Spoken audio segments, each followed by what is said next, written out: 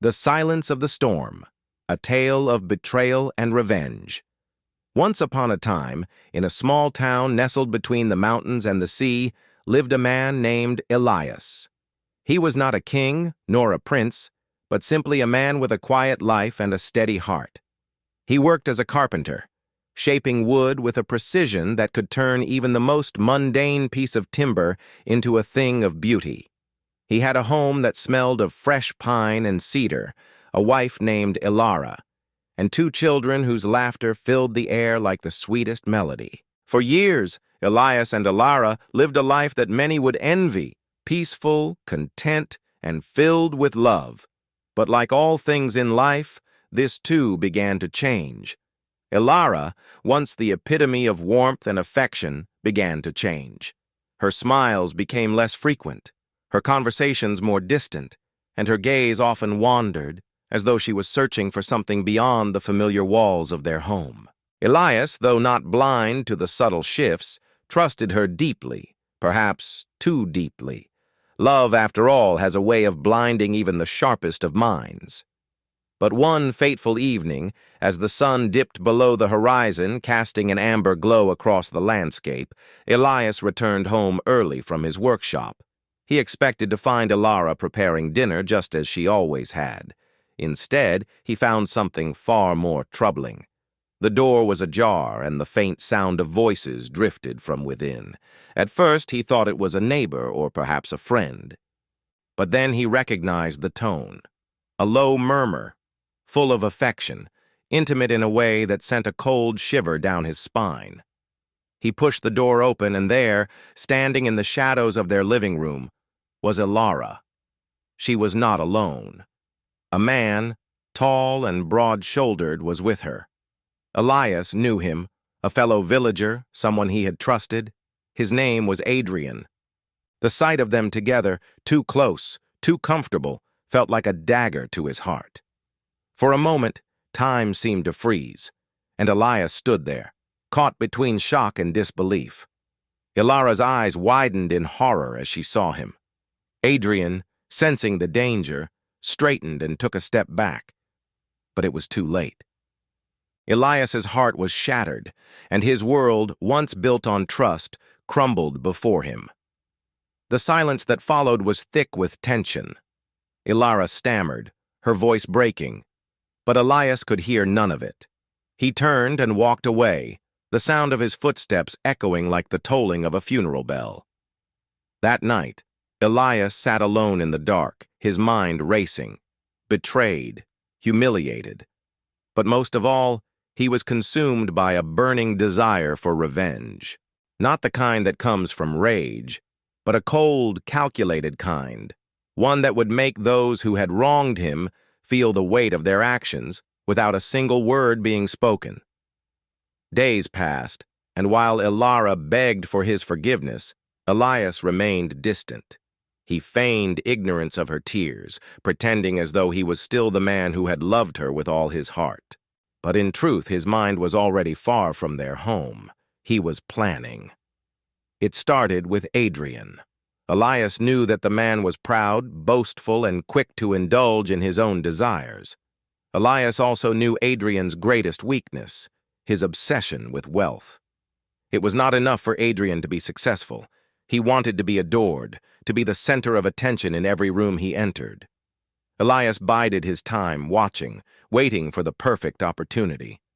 He began to plant rumors, small whispers, carefully dropped into conversations that would reach Adrian's ears. He spread word of a hidden fortune buried deep in the hills, a treasure that had eluded all but the most daring of men. Adrian's greed took hold quickly, and soon he was obsessed with the idea of finding it. But Elias had already prepared the way. The fortune was a collection of worthless trinkets, buried in an old cave, far from the comforts of home. It was a test, one that would see Adrian venture into the hills, alone and unprepared, driven by nothing but his own hubris. Weeks later, word came back that Adrian had vanished. No trace of him had been found, and the treasure remained as elusive as ever. Whispers began to circulate about his reckless pursuit, but no one could say for sure what had happened. Elias's plan had worked. Adrian was gone, and his reputation was tarnished forever. But the real sting came from Ilara. The woman who had once been his everything now stood before him, empty and regretful, realizing too late the depth of the betrayal she had committed. Elias did not gloat. He did not shout or demand apologies. Instead, he simply let time do what it does best, reveal the truth. Ilara's tears became a daily ritual, and her efforts to regain his trust were as futile as Adrian's search for the non-existent treasure. In the end, it was not anger that drove Elias's revenge, but the quiet satisfaction of knowing that his patience had prevailed. He had not acted in haste, nor had he let his emotions guide his decisions. He had been careful, meticulous, and above all, patient. Ilara's regret would haunt her for the rest of her days, but Elias, though scarred, was free. He returned to his workshop, shaping wood once more, and his heart, though wounded, began to heal.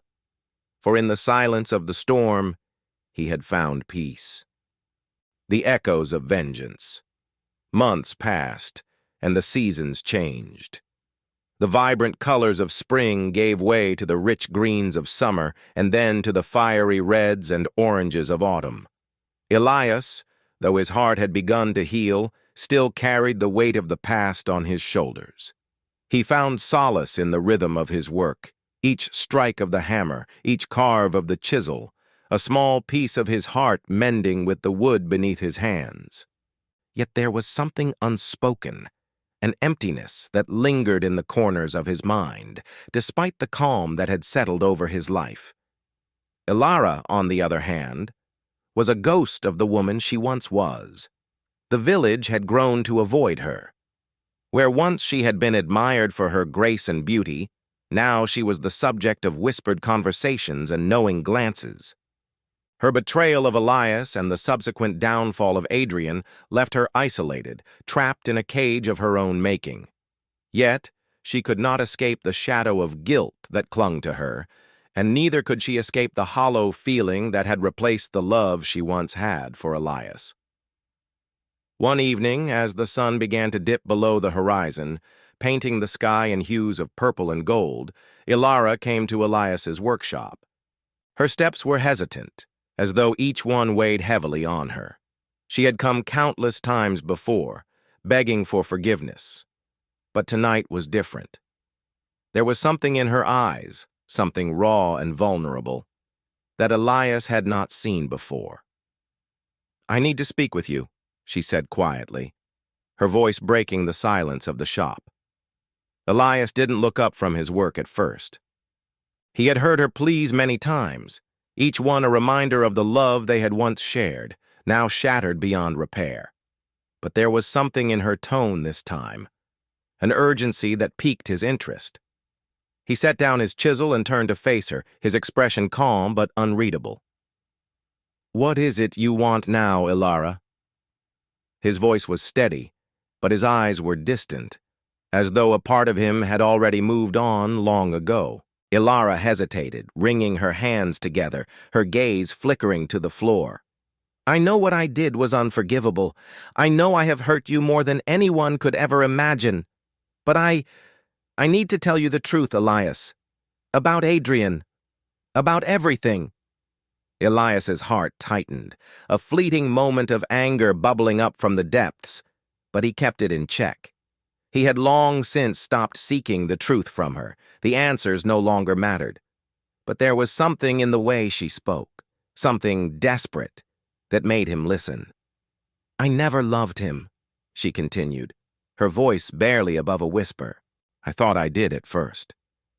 I thought he could give me something that you couldn't. Excitement, adventure. But in the end, it was nothing. It was all empty. He never cared for me, Elias. He only cared about himself." Elias's gaze softened ever so slightly, but he said nothing, waiting for her to continue. "I know now," she said, her eyes filled with tears, "that the love I had for you was real. It was always real. But I was foolish. I allowed myself to be blinded by my own desires, by my own insecurities, and I hurt you in ways I can never undo." For a long moment, Elias said nothing. His heart ached, not with anger, but with a deep, aching sorrow. He had known for some time that her words would never fully erase the hurt, and yet there was a part of him that longed to hear them, the part that still wanted to believe in the love they had shared, the part that was unwilling to let go completely. "You're right," he finally said, his voice quiet, measured. "You can't undo what you've done. But neither can I." He paused, his eyes meeting hers with a quiet intensity. "We've both changed, and perhaps that's what was meant to happen." Ilara swallowed, her voice barely audible. "Elias, please, I don't expect you to forgive me, but I need you to know that I am sorry. I am so, so sorry." Elias looked at her for a long time, his heart torn between the woman she once was and the woman who stood before him now, broken, regretful, but still seeking redemption. He had once loved her with all his being, and now he found that love had shifted, no longer something to cling to, but something that had become part of the fabric of his past. "I've learned that forgiveness is not always about reconciliation," he said slowly. "Sometimes it's about freeing yourself from the past. And that's what I've done, Ilara. I've freed myself." The words stung, but they were the truth. Elias had spent so long dwelling on the betrayal that he had forgotten to live his own life. He had come to understand that revenge, though it had given him temporary satisfaction, was not what would heal him. What he needed now was peace, peace with himself and with the life he had yet to fully embrace. Ilara looked at him, her eyes filled with sorrow. The return of the storm. The first snowfall blanketed the village in soft silence, a stark contrast to the tumultuous emotions that had once raged in Elias's heart. For months now, he had focused on rebuilding, not just his workshop, but his very sense of self. Each passing day brought him closer to a life of quiet solitude, the rhythms of his craft and the peaceful isolation of his home offering a refuge from the ghosts of his past. Yet, no matter how much time passed, there was a lingering sense that the story was far from over. The villagers, too, had slowly moved on, accepting the changes that had come with Ilara's fall from grace. There were whispers of her struggles, but for the most part, she was forgotten. A distant memory of what could have been. Life, as it always does, continued. One cold afternoon, while Elias worked alone in his shop, he received an unexpected visitor. The door creaked open, and a familiar figure stepped inside, shaking off the snowflakes that clung to his coat. It was Gideon, Elias's childhood friend, now a man of means who had left the village years ago to seek fortune elsewhere. His face was tired, lined with the weight of years spent in far-off lands, but his eyes were sharp and full of intent. Elias paused in his work, wiping his hands on his apron. "Gideon," he said, his voice warm but cautious. "What brings you here?" Gideon's smile was thin, almost strained. "I've heard about the things that have happened here, Elias. I thought it might be time for an old friend to check in on you." Elias nodded, gesturing for him to sit. He offered a drink, which Gideon declined. Something about the man's demeanor made Elias uneasy, and he sensed that this visit was not one of mere social niceties. "Tell me, Gideon," Elias began, taking a seat across from his friend, "what is it that brings you back to this village after all these years?" Gideon hesitated, and for the first time, Elias noticed the weight of something unspoken hanging in the air. "I've come to offer you something," Gideon said, his voice low and deliberate. "An opportunity, something that could change everything." Elias raised an eyebrow, intrigued but wary. "What kind of opportunity?" Gideon leaned forward, his eyes glinting with a sharpness that spoke of secrets and promises. I've been involved in some business ventures, lucrative ones, and I need someone I can trust, someone like you." Elias felt a stirring of suspicion. He had always trusted Gideon, but the gleam in his friend's eyes spoke of ambitions that were not as pure as the days of their youth. "I've no interest in your business dealings," Elias said flatly. "I'm content with my life here." Gideon's face tightened, but he pressed on. "It's more than that, Elias. This isn't just about money. This is about power, influence. You've been wronged in ways that no man should bear. And I can help you exact your revenge, not just on Adrian, but on the ones who have hurt you, who have looked down on you." A cold silence fell between them. Elias felt the familiar stirrings of his past, the anger, the desire for retribution. But he had worked so hard to move beyond it. He had learned that the past could only weigh him down if he allowed it to. "I've already had my revenge, Gideon," Elias said, his voice steady. "I've moved on. The best revenge is living a good life, free from the shadows of betrayal."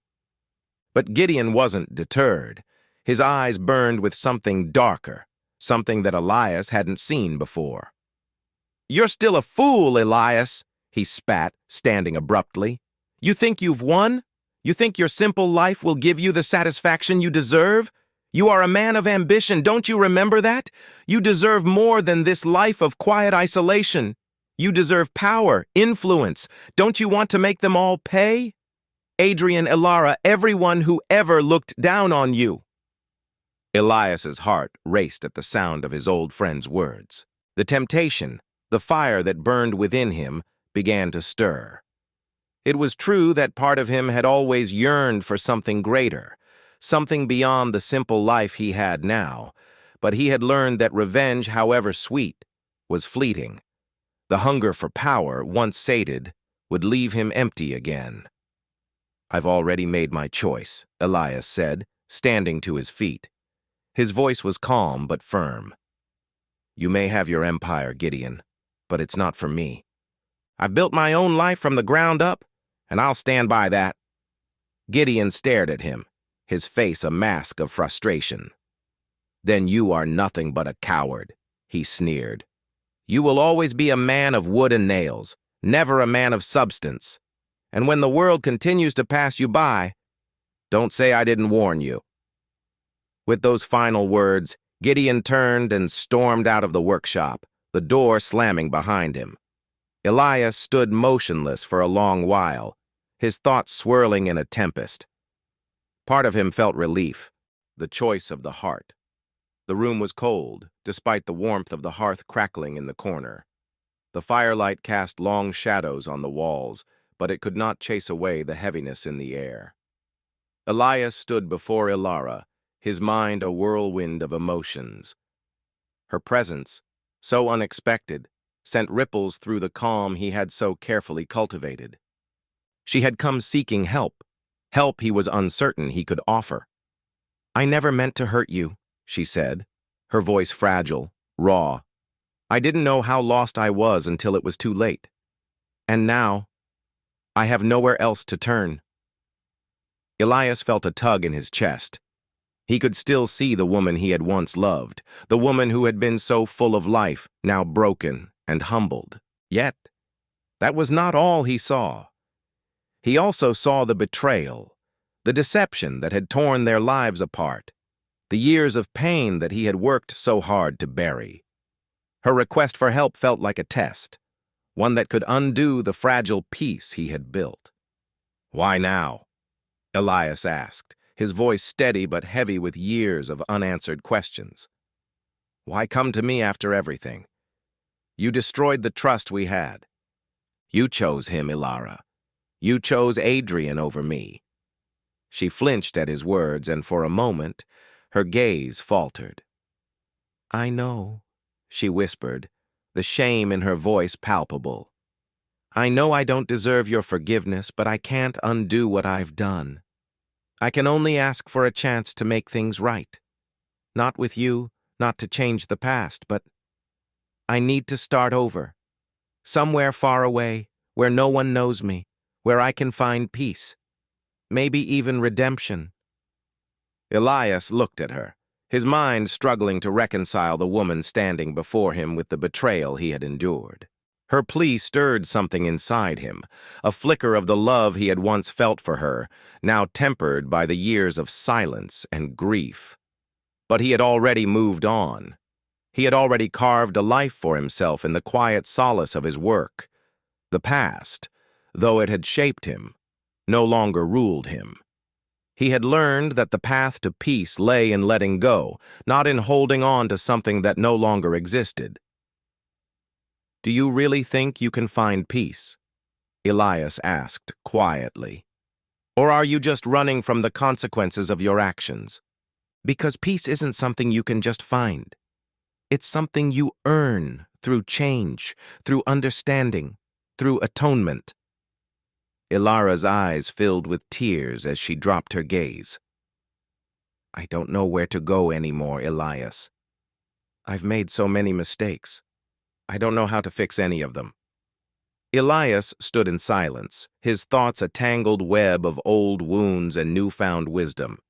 He had learned the hard way that revenge, though sweet in the moment, did not bring lasting satisfaction. The darkness he had once embraced had consumed him for a time, but he had emerged from it, scarred but wiser. And now, Ilara was standing before him, asking for help, asking for redemption. But the question remained, should he offer her the very thing she sought? Redemption? Or should he let her face the consequences of her actions alone, as he had once been forced to do? After a long pause, Elias spoke, his voice calm but firm. "If you want to find peace, you must do it on your own, Ilara. I can't give that to you, but I will help you if you truly want to change. If you're willing to leave everything behind and start anew, I can point you in the direction of a place where you can begin that journey." Ilara looked up at him, her expression a mixture of gratitude and disbelief. You would help me?" Elias nodded, his heart heavy with the weight of his decision. "I can't change what happened, and I can't forgive what you did, at least not yet. But if you are truly sincere, if you are ready to face the consequences of your choices and rebuild your life, I will help. I won't turn my back on you, but I won't carry you either." Tears streamed down Ilara's face as she took a tentative step forward. "Thank you, Elias. I don't know if I deserve your help, but I will try. I promise I will try." Elias turned toward the window, looking out into the darkening night. The snow had stopped falling, and the world outside was quiet, peaceful. But inside, the storm still raged within him. He had chosen not to seek vengeance, not for Adrian, not for Ilara. He had chosen to live in peace. And now, in a way, he had to decide whether that peace was something he could extend to her as well. "I'll help you," he said quietly. "But you'll have to earn your way, just as I did. You must live with the choices you made, and you must be willing to start over without looking back." Ilara nodded, a silent understanding passing between them. "I will." As she left the workshop that night, Elias watched her disappear into the darkness, her form vanishing into the night like a fading memory. He stood at the window for a long time, his heart heavy but resolute. He had made his choice, and though it wasn't easy, it felt right. He had done all he could for her. The weight of redemption. The fire crackled softly in the hearth as Elias motioned for Gideon to sit. The once vibrant, ambitious friend now looked weary, his shoulders slumped under an invisible burden that seemed to weigh heavier with each passing year. Elias studied him for a moment, noting the exhaustion in his eyes. Gideon had once been a man of sharp ambition and grand dreams, but now those dreams seemed shattered, perhaps irreparably. "I didn't think you'd come back," Elias said quietly, the weight of their shared past hanging between them. Gideon looked down, his hands clasped tightly together in his lap. I didn't think I would either. But after everything that's happened, after seeing how far I've fallen, there's only one place I could go. Elias leaned back, folding his arms across his chest. You should have stayed away, Gideon. After what you tried to pull me into, after what you became, I couldn't just forget it. Gideon nodded, his face a mask of regret. I know. I was blinded by power. I thought I could have it all. But now it's all gone. My empire's crumbled, my wealth has vanished, and I've been left with nothing but my own mistakes. I've come to realize that no amount of wealth or influence can fill the emptiness inside. I don't know what I'm looking for anymore, but I know I can't go on the way I have. Elias sat in silence for a long moment, considering his words carefully. He had seen Gideon's rise and fall, had watched his once proud friend slip deeper into a world of manipulation and greed. Now, here he was, asking for something Elias hadn't expected. Help. Why come to me? Elias finally asked, his voice low. After everything you've done, why ask me for help now? Gideon swallowed, the weight of Elias's words sinking in. Because I need redemption. I don't expect you to forgive me. I don't deserve that. But I need to make things right. I need to atone for what I've done, to you, to Ilara, to anyone I've hurt along the way. And I don't know where to begin.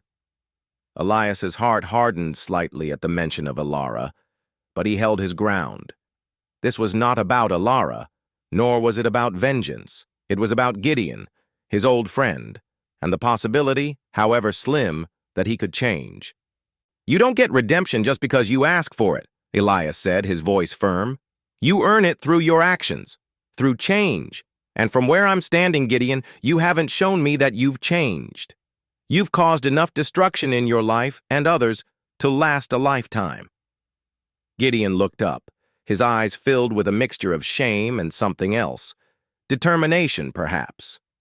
I'm willing to do whatever it takes. If it means working beside you, learning to live the way you have, then I'll do it. Elias studied him for a long time, his mind torn between his desire to protect the peace he had built and the chance to offer a hand to someone in need of redemption. He could feel the weight of the decision bearing down on him, the risk of being dragged back into a world he had long since left behind. Finally, he spoke, his voice low but resolute.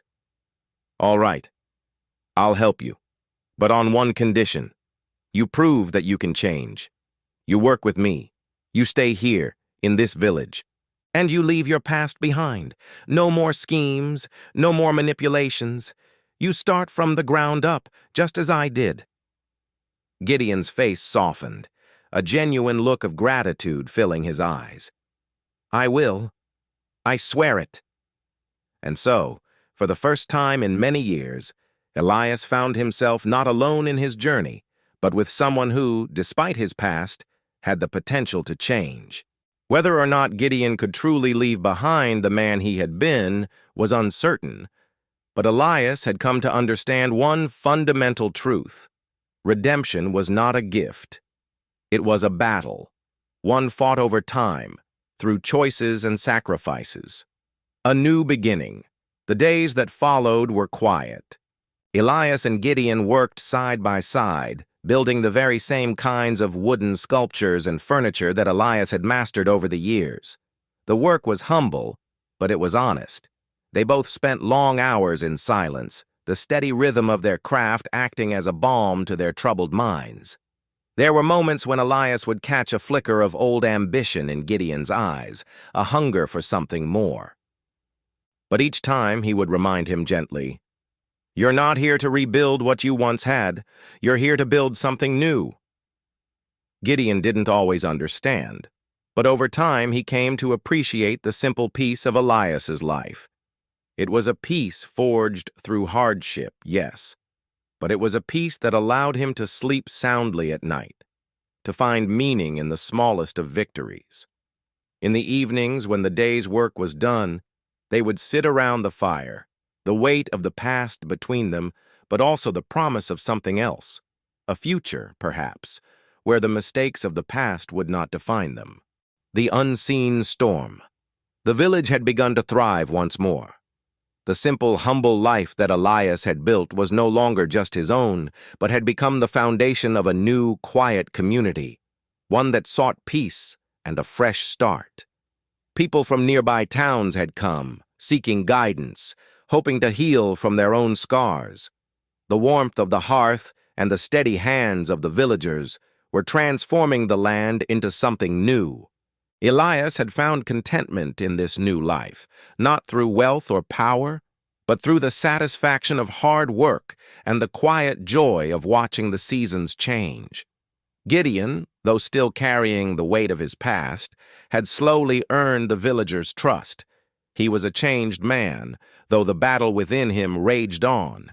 Elara had found her place in the community, using her knowledge of herbs and healing to aid the people. But though peace had settled over the land, Elias could sense a change in the air. The winds had shifted, and with them came a foreboding feeling, something beyond the personal struggles of the past, something larger that could disrupt the fragile peace they had built. It was on one particularly crisp autumn evening, as the sun began to dip behind the hills, that the first signs of trouble appeared. A figure arrived at Elias's door. An unfamiliar one, cloaked in shadow, his face obscured by a hood. Elias was alone in his workshop when the knock came. He stood, wiping his hands on his apron, and opened the door to find the figure standing there, still as stone. "I seek Elias." The figure's voice was deep, controlled, but there was an undeniable edge of urgency to it. "You're speaking to him," Elias replied, his tone wary. "Who are you?" The figure slowly pulled back his hood, revealing a man in his late 40s, his face weathered by time but sharp, with eyes that carried the weight of something unsaid. "I am Arik, a messenger from the north. I bring word of a gathering storm, one that may threaten all you've worked for." Elias's eyes narrowed. "What kind of storm?" "The kind that doesn't blow in with wind and rain," Arik said, stepping inside without waiting for permission. "A storm of greed, of power. A storm that has been brewing for years." Elias glanced over at Gideon, who had entered the room moments earlier. The weight of the visitor's words did not escape him. "Go on," Elias urged, his mind racing. Arik's gaze shifted between them, sensing the tension. "There is a faction forming in the north, a group of men, some of whom you may know, Elias. They call themselves the Reclaimers. They are gathering support, and they aim to take back what they believe is rightfully theirs. Land, wealth, influence, they will stop at nothing to regain control. And their eyes are now on your village." The words hit Elias like a physical blow. "The Reclaimers? You mean men who want to stir up chaos for the sake of power? I've heard whispers, but they've always been distant rumors. What does this have to do with us?" Arik met Elias's gaze, his eyes dark with meaning. "One of them is someone you know, Adrian. He is among their leaders." The name struck like a thunderclap in the silence. Adrian, the man who had stolen Elara's heart, the one whose betrayal had driven Elias to the edge of vengeance. "I thought he was gone," Elias said, his voice hoarse. "He disappeared years ago. Why come after us now?" Arik's face was grave. "Because Adrian has learned what you have built here. He sees the peace you've found, and he wants to tear it down. He wants to take back control, but he cannot do it alone. He needs followers, and he's already begun to gather them." Gideon's voice was barely above a whisper, but there was no mistaking the concern in his words. "This is the man I once worked with, the man who sold everything for power and wealth.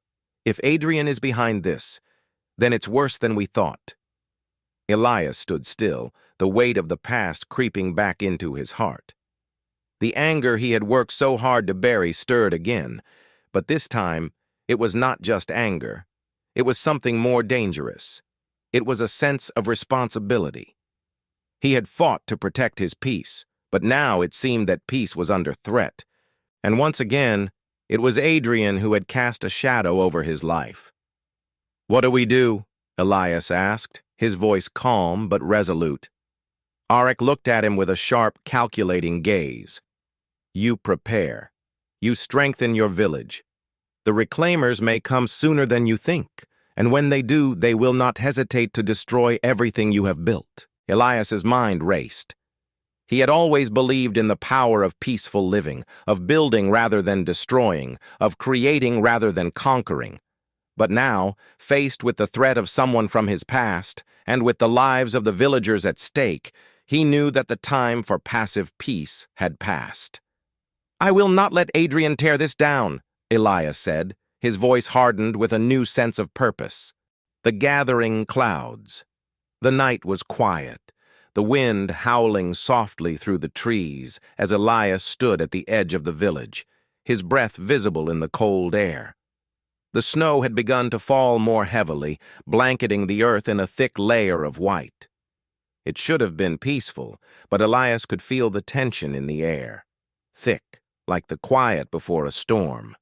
The wind carried whispers of the reclaimers, their movements growing bolder with each passing day. He turned back to face the village. His people were ready, but fear lingered in the hearts of the villagers. They were not warriors, nor were they accustomed to the harsh realities of battle. They had built a life of simplicity and peace, but now they were forced to defend it. And the enemy wasn't just an unknown force. It was Adrian, the man from Elias's past, a man who had once been his friend. Elias took a deep breath, feeling the weight of the responsibility settling in his chest. This wasn't just about protecting the land or the people. It was about protecting the life he had fought so hard to build. It was about standing against the darkness that had once consumed him and the others who had lost their way. Gideon came up beside him, his face grim. "They're coming, Elias. The reclaimers. They'll be here by dawn." Elias didn't answer immediately, instead looking out over the landscape. In the distance, the faint outline of smoke could be seen rising from the forest. The reclaimers were preparing to march. Adrian was leading them, Elias knew. And though the name of his old friend still stung, he realized something important. This wasn't the same Adrian he had known. This Adrian had been hardened by years of greed and ambition. This Adrian had become a weapon, a symbol of everything Elias had once fought against. "We've done everything we can," Elias said, his voice steady. "Now it's about standing our ground." Gideon nodded, his voice tinged with doubt. "And if it's not enough?" Elias's gaze hardened. "Then we fight until there's nothing left to fight for. We've built this together, and we won't let anyone take it from us." The battle for peace. As the first light of dawn broke over the horizon, the village was alive with activity. The villagers had gathered in the town square, their faces drawn but determined. Elias, Gideon, and Ilara stood at the front, their presence a beacon of hope for the people. They had trained for this day, but no amount of preparation could prepare them for the sight that awaited them. The reclaimers arrived just as the sun began to rise, their figures emerging from the mist like shadows in the morning light.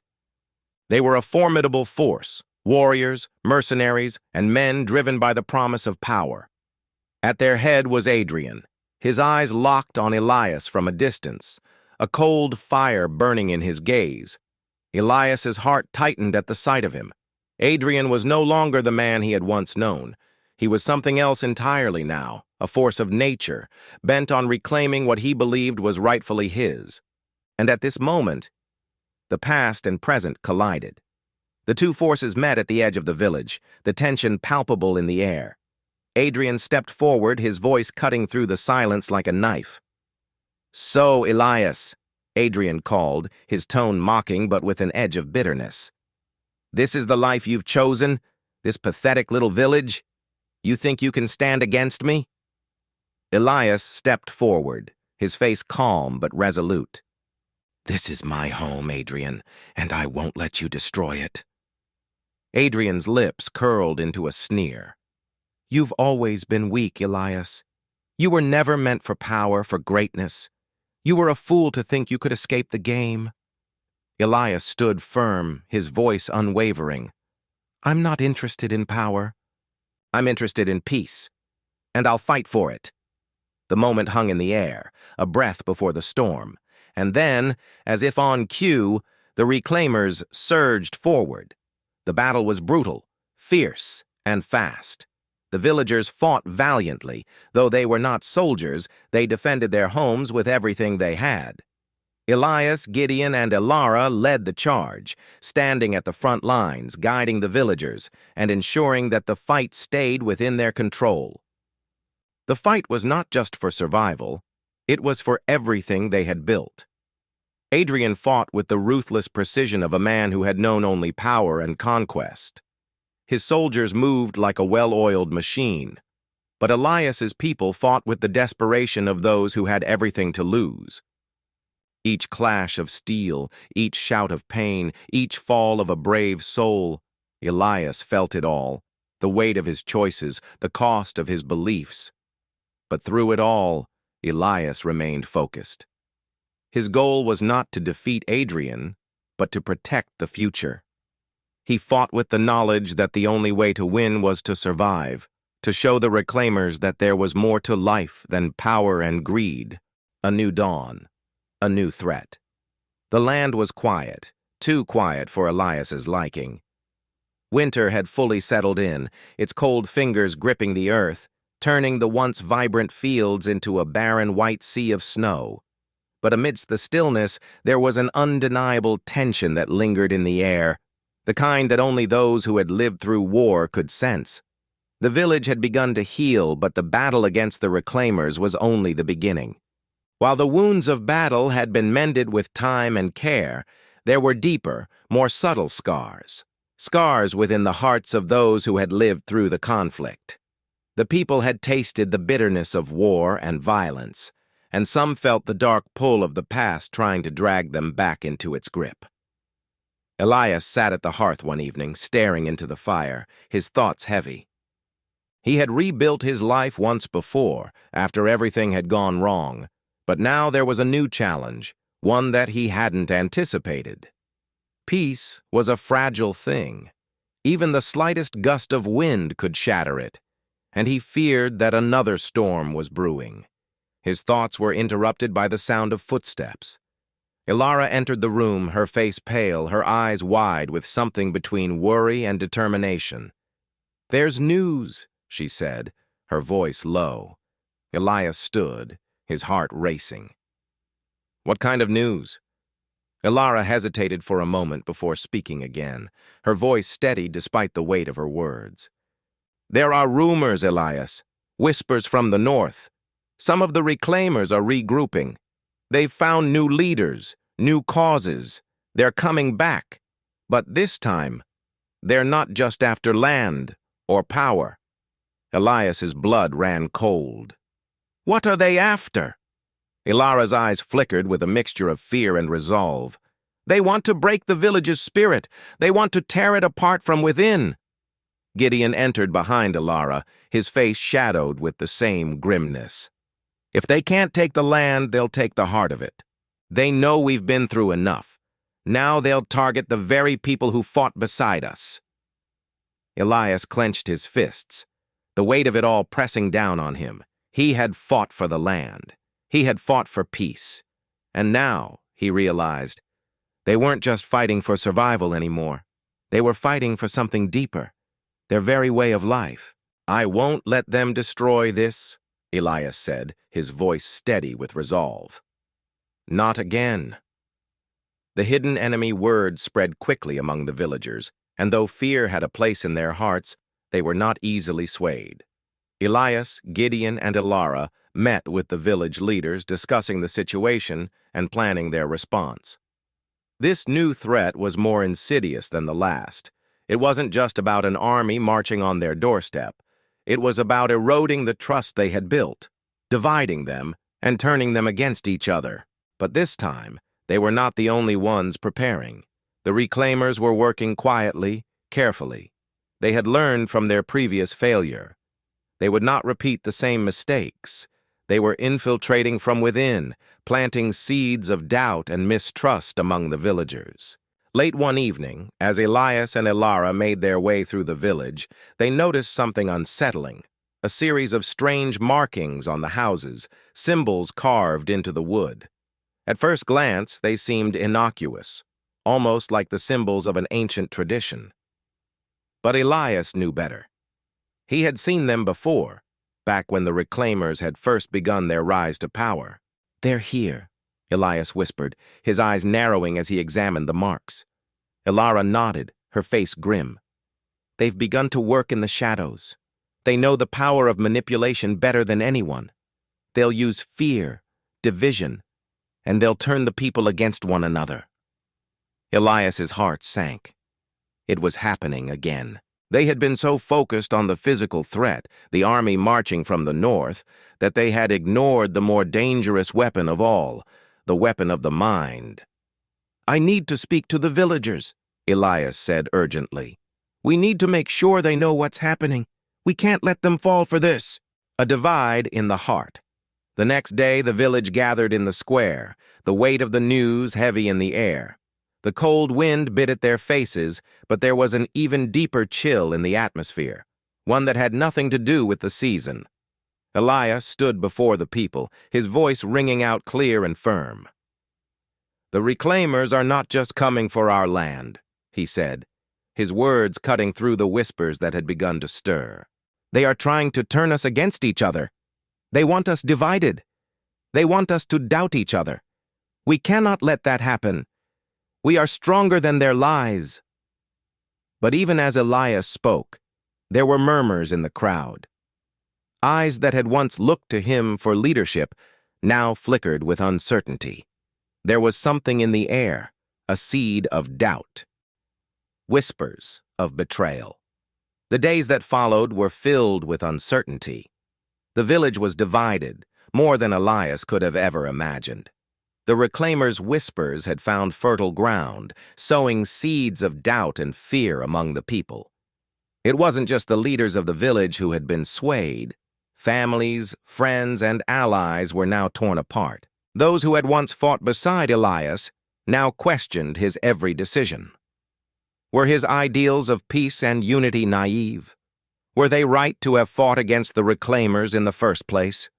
And more concerning to Elias, there were those who believed that the reclaimers' promises of wealth and power could solve the struggles of everyday life.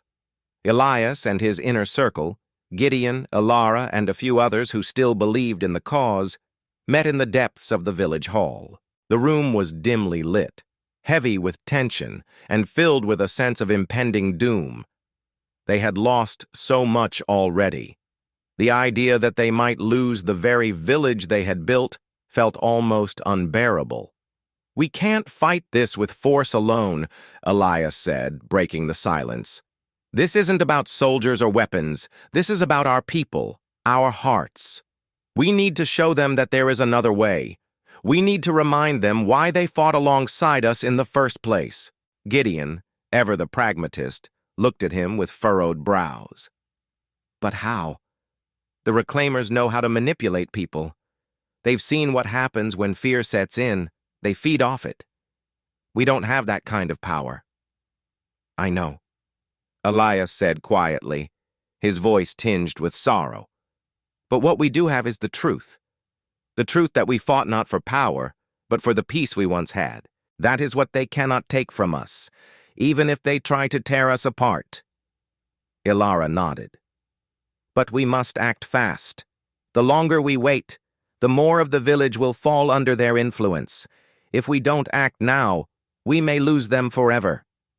Elias felt the weight of her words. If they failed, it wouldn't just be a physical battle, it would be the death of everything they had worked for. "Then we must reach out to them. We'll show them that we are not just fighting for land, but for something much deeper. For the life we built together. The reclaimers want to fracture us, but we can be stronger than that." The gathering storm. The next few days saw Elias and his allies working tirelessly to reach out to the villagers who had been swayed. They didn't speak of weapons or bloodshed. They spoke of memories, their shared history, their collective struggles, the laughter, the sorrow, and the triumphs they had all experienced. They reminded the people of the simple joys of life, of harvests, of music around the fire, of the warmth of community. Some listened, some were moved, their eyes softening with the nostalgia of what they had almost lost. Others, however, remained resolute in their belief that the reclaimers offered a better future, a future of certainty, a future free from the constant struggle for survival. And it was those who would be the hardest to win back. But as Elias spent more time with the villagers, speaking to them one by one, he began to notice something. The more they spoke to him, the more they seemed to remember the heart of what they had fought for.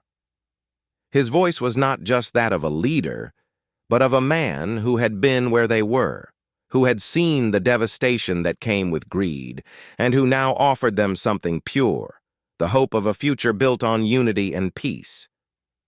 It wasn't easy. For every person they convinced, 2 more would fall deeper under the reclaimers' sway. But Elias knew the tide would turn eventually. It had to. A call to action one evening, as the last of the villagers trickled back to their homes after a long day of listening and talking, a messenger arrived at the village hall. He was panting, his face pale with fear. "Elias, they're here," the messenger gasped. "The reclaimers. They've crossed the northern pass. They'll be at the village by dawn." Elias's heart sank, but his resolve hardened. "Then we'll face them together. It's time to show the village who we really are." Gideon stepped forward. "What do we do now? Do we prepare for battle?" "No," Elias replied, his voice firm. "We don't fight them just yet. First, we unite the people. We remind them what we stand for. The reclaimers want to divide us. We can't let them succeed. This time, we will not fall prey to fear. We will stand together as we always have." That night, Elias stood at the edge of the village, looking out toward the northern pass, where the reclaimers would soon arrive. The wind was bitter, but Elias felt a fire in his chest that he hadn't felt in years. This was more than a fight for land. It was a fight for the future. He could already hear the murmurs of the villagers. They were scared. He knew that. They had every right to be. But they had stood by him once before, and they would again. The battle of minds and souls. The tension in the village square was palpable. The villagers stood, a sea of faces filled with uncertainty and fear, casting nervous glances between Elias and Adrian. Behind them, the reclaimers stood in ranks, their eyes steely, their weapons gleaming menacingly in the first light of dawn. The land trembled with the weight of impending conflict, yet the true battle lay not in the clash of swords, but in the hearts and minds of those gathered. Elias stood alone in front of the gathered villagers, his back straight, his gaze unwavering as he locked eyes with Adrian. His thoughts raced, but he had made a decision. He would not let this moment slip away. He had faced down violence and betrayal before, but never had the stakes been so high. This was not just a fight for survival. This was a fight for their future, for the identity of their community. "Adrian!" Elias called out, his voice carrying across the square. "I know what you want. Power. Control. But you are wrong if you think you can win this through force. You can't break what we've built. We've been through too much, suffered too much, to let fear rule us now." Adrian's expression remained stone cold. He raised his sword slightly, signaling the reclaimers to prepare. "You still don't understand, do you, Elias?" he sneered. "This isn't about power. It's about survival. You can't protect them. The world out there is brutal, Elias.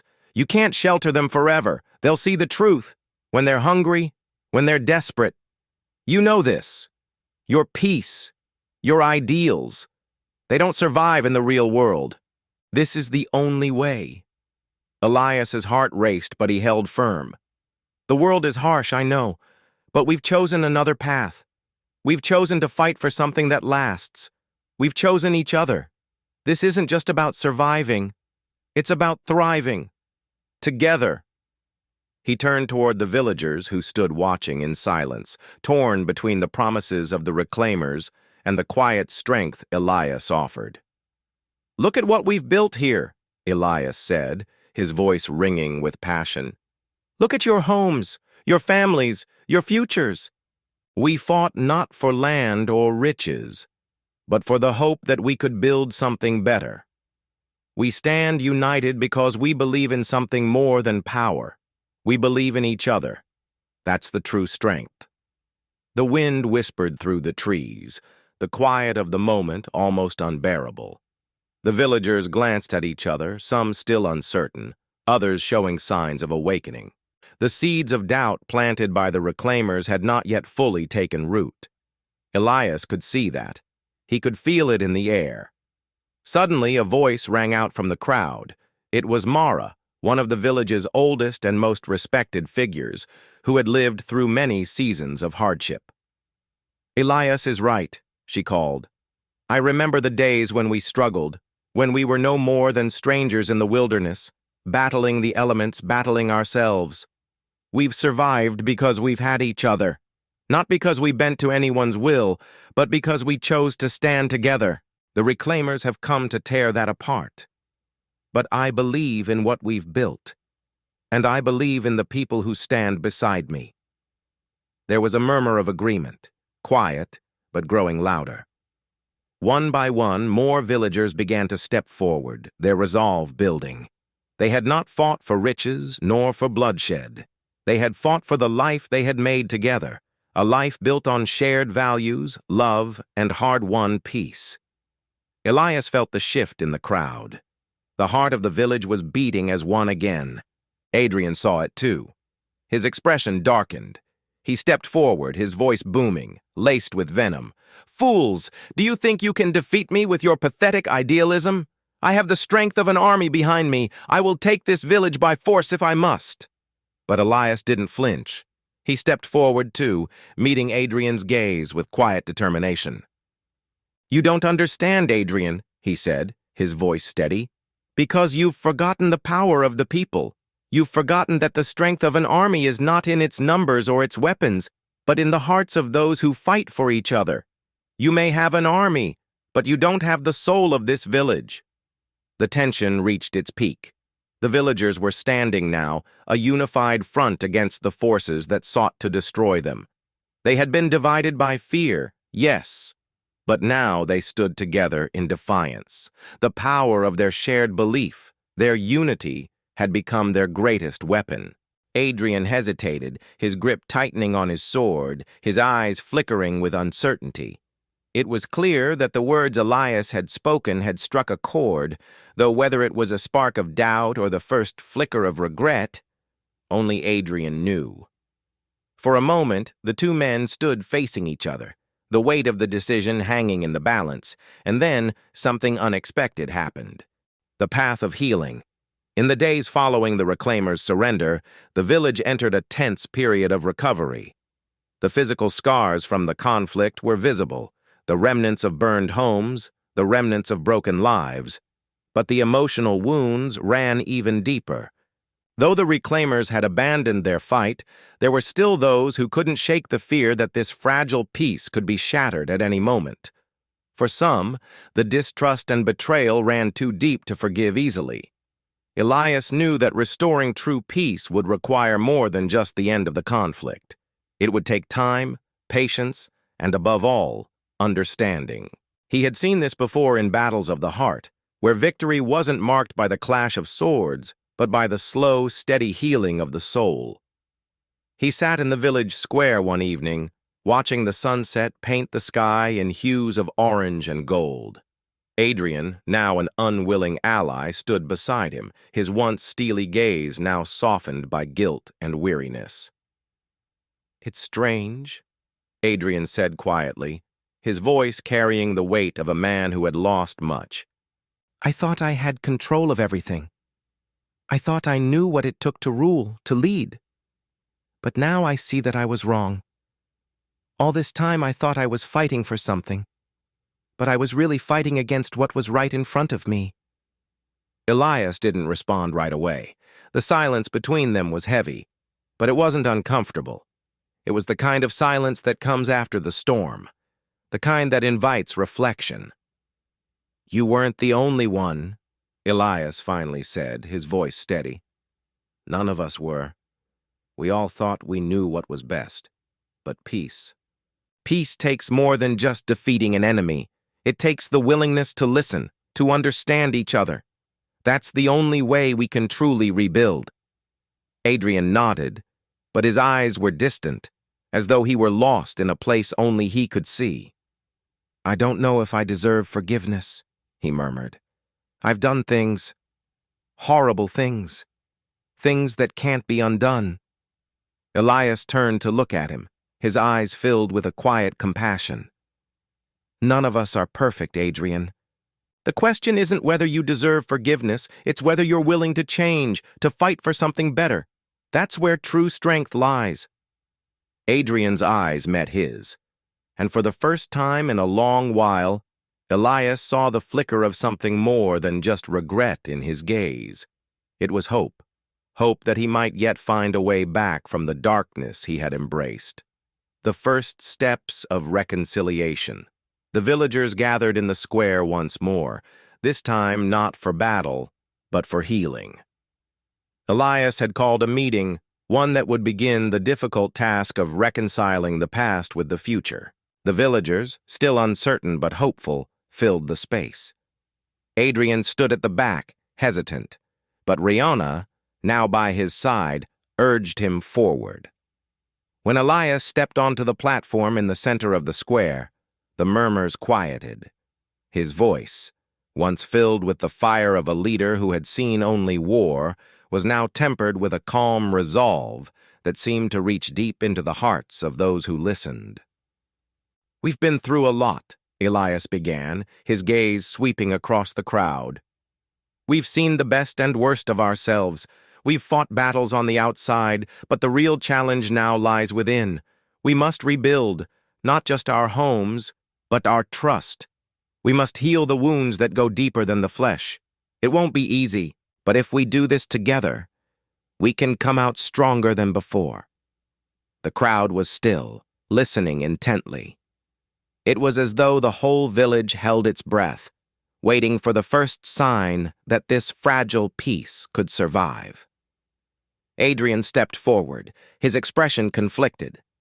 "I have betrayed you," he said, his voice thick with emotion. "I have betrayed this village and the trust you placed in me. I was blinded by my own ambition, my own desire for power. But I see now that I was wrong. I want to make things right. I want to be a part of rebuilding this village, not tearing it apart." There was a long silence, and then, slowly, Mara, once one of Adrian's most vocal supporters, stepped forward from the crowd.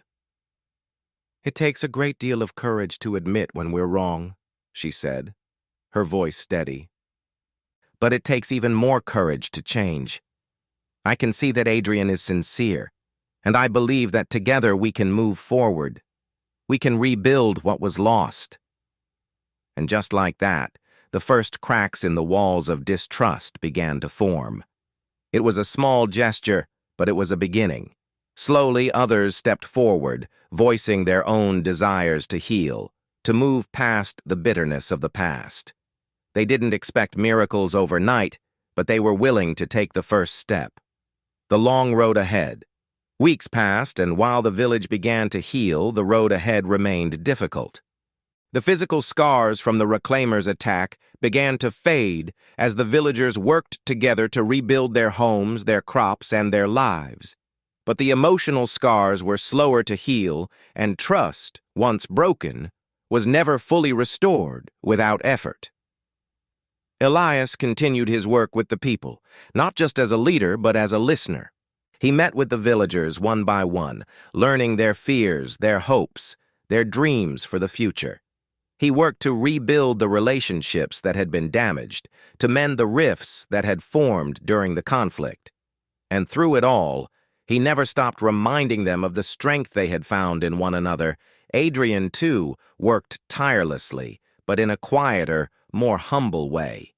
He sought forgiveness not through grand gestures, but through the small acts of rebuilding, offering assistance to those in need, providing guidance to the younger generation, and showing through his actions that he was committed to change. It wasn't easy, and there were still moments of doubt, but every step he took brought him closer to the man he had once been, and closer to the people he had once fought for.